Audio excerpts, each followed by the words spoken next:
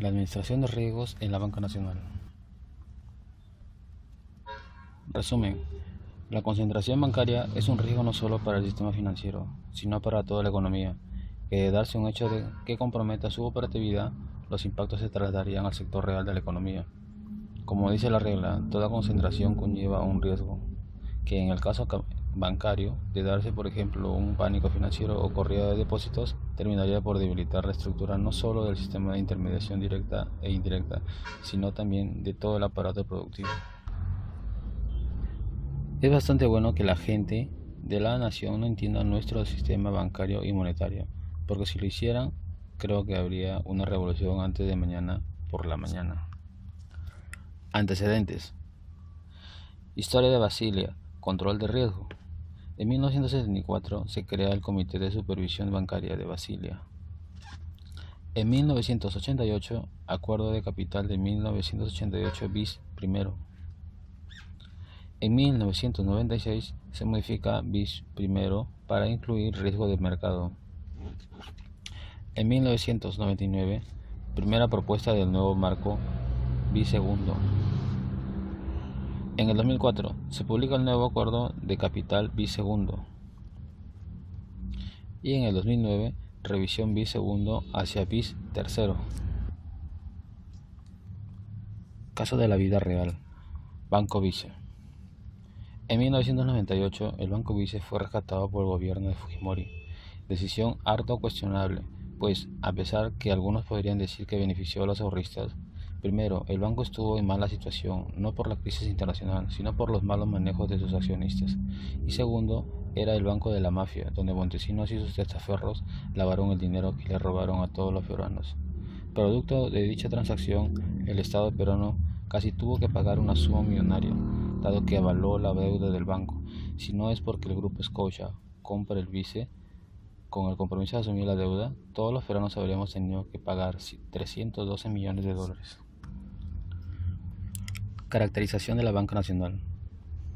La Banca Nacional está compuesta por 17 organizaciones de intermediación, pero solo 4 de estas, como son el BCP, Continental, Scotiabank e Interbank, ejercen el control del 78% de las operaciones. Que dicho sea de paso, son entidades que ejercen el poder oligopólico en ese mercado, situación que se traduce en un escenario de riesgo para todo el sistema financiero. Si bien la banca, a pesar de esta debilidad, no ha entrado a mayores escenarios de crisis debido especialmente al estricto control de la SBS,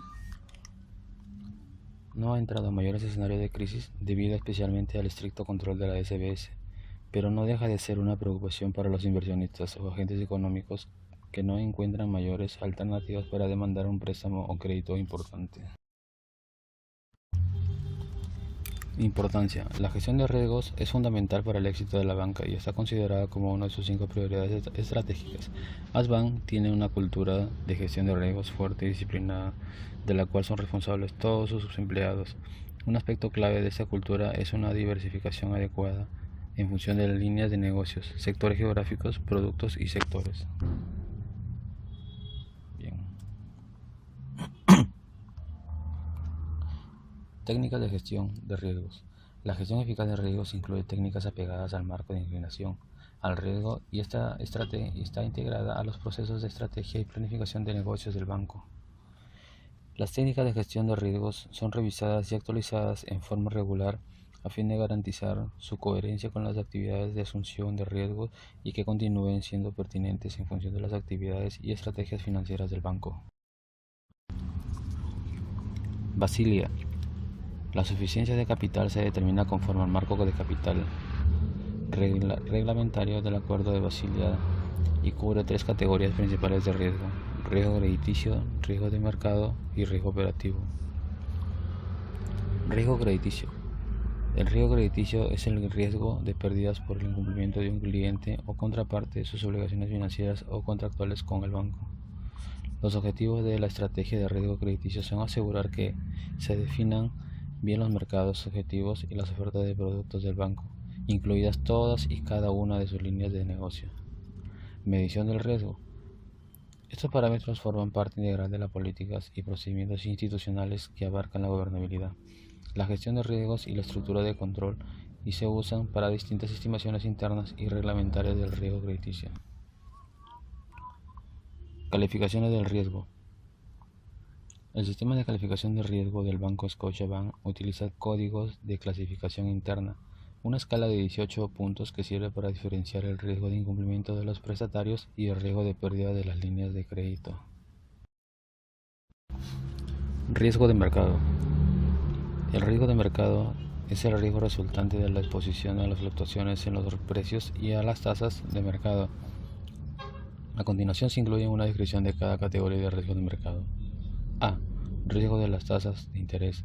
Es el riesgo de pérdida debido a cambios en el nivel, pendiente y curvatura de la curva del rendimiento, la volatilidad de las tasas de interés y los índices de pago anticipado de hipotecas. B. Riesgo crediticio distribuido. Es el riesgo de la pérdida debido a las fluctuaciones en los precios del crédito en el mercado o en la solvencia de un emisor en particular. C. Riesgo de divisas. Es el riesgo de pérdida debido a cambios en los precios al contado y a plazo y la volatilidad de los tipos de cambio de las divisas. D. Riesgo de acciones. Es el riesgo de pérdida debido a cambios en los precios y la volatilidad de instrumentos de capital e índices de acciones específicos. E. Riesgo relacionado con los productos básicos. Es el riesgo de pérdida principalmente debido a cambios en los precios al contado y a plazo y a la volatilidad de los metales preciosos. Los cálculos de la exposición al riesgo de las tasas de interés generalmente se basan en la fecha contractual de revisión de precios o de vencimiento de los activos y pasivos dentro y fuera del balance general, según la fecha más próxima, pero a ciertos activos y pasivos, por ejemplo, las tarjetas de créditos y los depósitos sin vencimiento fijo, se les asigna un perfil de vencimiento según la longevidad de la exposición. Riesgo de liquidez. El riesgo de liquidez es el riesgo de que el banco no pueda cumplir con sus obligaciones financieras en forma oportuna a precios razonables. Este riesgo se administra dentro del marco de políticas y límites aprobados por la Junta Directiva. La Junta recibe informes sobre la exposición de riesgos y rendimientos en comparación con los límites aprobados. Los principales elementos del marco para administrar el riesgo de liquidez son medición y modelización, información, prueba de resistencia al estrés, planificación de contingencias, diversificación del financiamiento, liquidez de base. El riesgo operativo. El riesgo operativo es el riesgo de sufrir pérdidas, ya sea en forma directa o indirecta, al que está expuesto el banco debido a la inadecuación, falla de procesos o sistemas internos, errores humanos o sucesos externos. El riesgo operativo incluye los riesgos jurídicos, normativos, de operaciones, procesos y cambios, fiduciario, de divulgación, tecnológicos, financieros y ambiental, que existen en alguna forma en las actividades y funciones de la banca.